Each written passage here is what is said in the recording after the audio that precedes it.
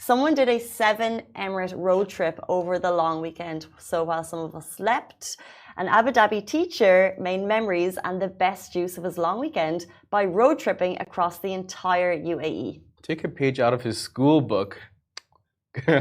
So, at the bearded teacher kickstarted his journey in Abu Dhabi, and his story showed him hitting Dubai, stopped in Al Seef, getting some karak, as he should, as he would, then on to Sharjah and Rak, where he came upon the most stunning sunset. Yes, he did. So in just 3 days, he saw incredible architecture. He saw history, old school cars.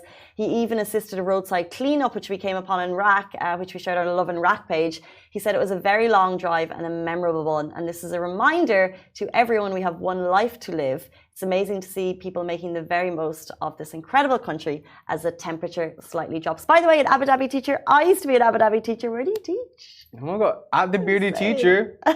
Let's connect. Shoifat, yeah. Shoifat, honestly, is a whole nother level. Like, it's like the school vibes give such like movie vibes. Do you think that?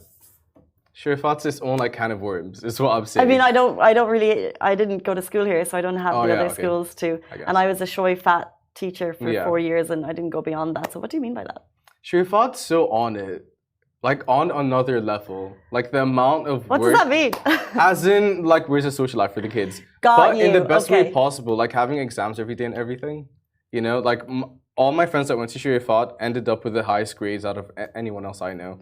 Back it is to this very teacher. true. It is a very intense learning curriculum from the day that the kids arrive in school when they're in kindergarten, KG1, KG2, grade 1. We have exams every 2 weeks. Yeah. But bearded teacher, let us know where you teach. But also, so if you followed his stories, and he's got a highlight reel up on his Instagram, kicked it off in Abu Dhabi, Dubai, Sharjah, Rak, and he showed that journey, and it was, I think, maybe 4 hours. It must have been more than 4 hours. And then it was like, where should I go next? But he basically went to the tip and he covered the entire kind of map region situation. Yeah, the entire edge of the country. And it was just so cool to see that, you know, he wasn't hitting the most popular tourist spots. Obviously, he went to some, but he had a really wholesome weekend. He saw sunsets. Like we said, amazing architecture, history throughout all the Emirates. And he went to like disco, is it Disco Karak for that famous Karak in I'm not sure. I'm nodding my head. I'm not sure. Disco Chai, I think it's really well known. So like he did do some like really famous spots, but he just had a great use of his long weekend. And I put it to you, what did you do? Nothing.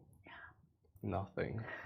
Literally nothing. So the story is a reminder we have one wild life to live, and are we using it? Speaking of wildlife, our next interview, guys, this blew me away. We're talking all things Supercross. The FIM World Supercross Abu Dhabi Grand Prix is happening on Etihad Arena on Yas Island, November 4th and November 5th. And we were joined by 2 Supercross legends, Anthony Rodriguez and Max Ansey. Right after this break, they told us all about what actually goes down in those races. If you're looking for an exciting event, these guys are hitting speeds. By the way, it's a contact sport. Yep. It is a contact sport. It looks so intense. I could never. I'd love to, but I could never. It's like F1 on the tracks, but like, you know, they're hitting heights of.